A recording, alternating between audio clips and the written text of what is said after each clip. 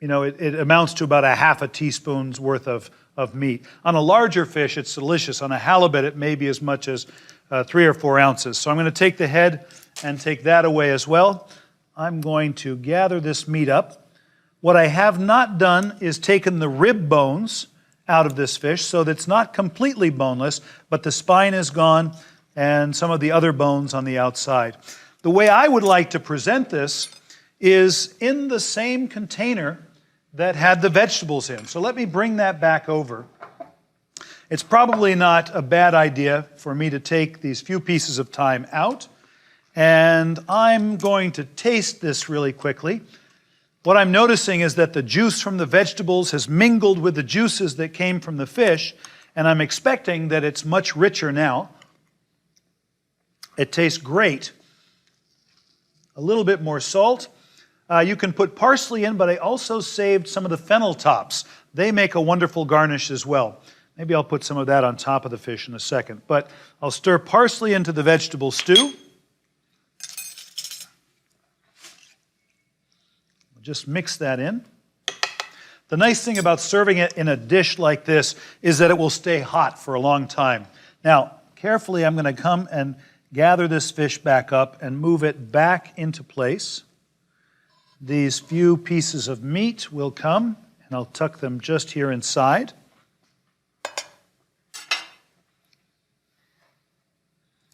And what I'd like to do is garnish this with a slice or two of lemon and a few of these fennel tops just torn apart and sprinkled over the top.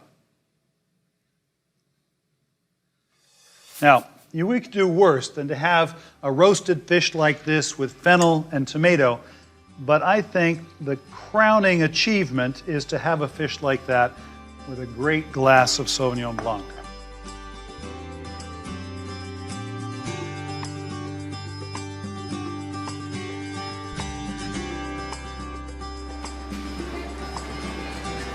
Okay, I thought we should cook some shellfish. Already we've talked about fish, and we talked about keeping fish nice and fresh. Shellfish is a little bit different. So imagine for a second you're buying a lobster, and the lobster will be alive. It should be really active. They shouldn't take it from the tank and it hangs there like this. It should really put up a little bit of a fuss. If you buy your lobster already cooked, the tail should be curled, and that will be indicative of the fact that the lobster was alive when it was cooked.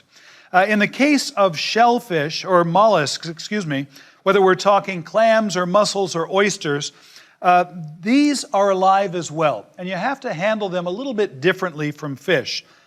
If I were to take these and bury them in ice to keep them fresh, they would likely freeze to death. So don't ice them. Instead, what you can do is just keep them in the refrigerator, covered with a damp towel, and that should be enough. If you want to include a little bit of ice over the top, you can, but just a few pieces. Now, what you look for when you're buying mussels is something that's very heavy for its size. That tells you that there's a lot of moisture in there still. I also look for shells that are tightly closed and a little bit clean like this. If you run across some mussels, like this one right here, that have the shell gapped open, that's a potential problem. That could mean that this mussel is dead. So take it and give it a little bit of a squeeze. And if the shell closes up the way this one just did, then that's still alive and it's good. But if you give it a squeeze and it doesn't close up, that's problematic. So all of these are looking pretty good. The last thing I will tell you is this. When these grow, typically they grow in a farm setting on ropes that hang down, and they attach themselves to the rope with a little beard, a little piece of thread that sticks out. Now, you can pull that off or you can cut it off, but if you pull it off, the clock starts ticking and this mussel will die sooner or later. So I usually don't take the beards off until I'm ready to cook them. And you can come in with a knife, just grab it and pull it away. All right, what I'd like to do is put some shallots into a pan here. And I'm going to scrape those in. I have a little bit of butter in the pan already, and I'm going to add just a little bit more. I want to sweat these shallots until they're translucent. And because they're cut up so small, it really doesn't take very long. Now, these particular mussels that I have here are called PEI mussels. They come from Prince Edward Island, and there are times of the year when PEI mussels are not available. And there's another variety that you can find called Mediterranean mussels, typically a little bit larger. They grow them out here on the west coast rather than the east. And when the PEIs are not available, the Mediterranean mussels are. So again, develop a friendship with your fish purveyor and get their good advice. I think that's really important. All right, these have sweated enough. I'm going to add some thyme to this. This is thyme that's been chopped up. And I'm going to put some wine into the pan. And I'm going to bring it up to a boil. We're going to steam these mussels open. And it won't take very long, typically 2-3 minutes. I'm going to steam them in wine, and that wine will mingle with the juices that come out of these mussels. And there's a lot of really wonderful, full-flavored, savory liquid in here that even if you don't like fish, my guess is you like mussels. All right, as this comes up to the boil, I'm going to take some mussels and move them right over.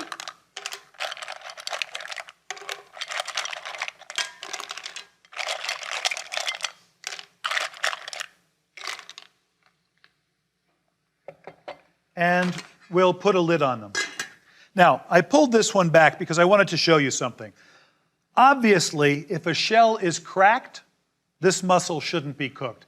This is dead. At some point, something heavy hit it and it broke the mussel. Even if I squeeze it, it will not close again. So that should be discarded. We'll set that aside. Periodically, you can give these a little bit of a shake. It's a good sign that we see steam coming from the edge of the pan. It'll take 2 or 3 minutes, and what you can expect in terms of doneness is that when the mussel is cooked, it will open its shell. So you just evaluate it on whether or not the shells have opened. We'll come back and check it in a minute or two. All right, I'm going to turn this pan off because I think we're in good shape. Take a look. All of these have opened up. Now, keep your eyes open for any that haven't opened. And there's 2 possibilities. One is that it just hasn't cooked long enough. 2 is that it's dead and for some reason it's trapped shut. These I know were all really fresh and they look great. And so what I'm going to do is transfer them to a bowl. What I would have you notice is that there's a lot of liquid in the bottom. And that stuff is solid gold. We'll talk about it in just a second. But first, I'm going to transfer these mussels over. When I eat mussels like this, I like to have plenty of bread on hand so that I can sop up some of these juices. Some people love mussels with French fries. Doesn't sound bad to me either.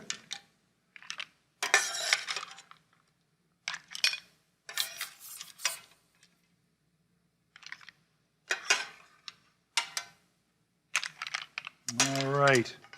Just a few more. The aroma is pretty impressive here. Let me bring this over. I'm going to pull some of this up on deck. Now, we're going to finish this liquid that's here in the pan. And I'm going to put it back on the heat very, very briefly.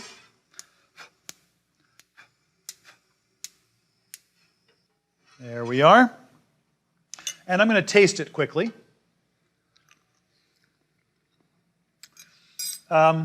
Could be a little more salty. Sometimes mussels like this can be really briny. So I added some salt, a little bit of pepper. That's better. And then I'm going to take some butter, and I'm going to add a piece of butter to the pan. Actually, I'm going to add a couple of pieces of butter to the pan. And what we're going to do is stir this butter into these juices. And if you'll notice, what's going to happen is this will become emulsified. The butter will melt, but it won't melt into an oily mess. It will make sort of a creamy sauce right here.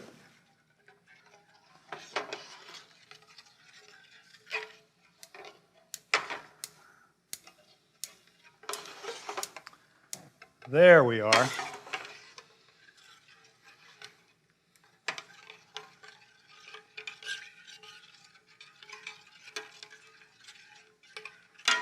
You can see the butter melting. It's nice and creamy. I'm also going to add some parsley to this.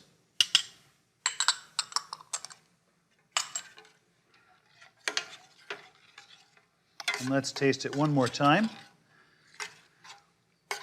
If you found it a little bit too aggressive with shallots and mussel liquor before, now that we've added the butter, it smooths out and it tastes delicious. All right, what I'm going to do is bring this over and not waste a drop of it. I can probably even pour it on. You want these served in a bowl that's a little bit deep because we want to get every last bit of that liquor. I want to serve it with some bread so that we can mop that up at the end. And usually what I do is I take one of these shells. I use one shell to scoop out the mussel.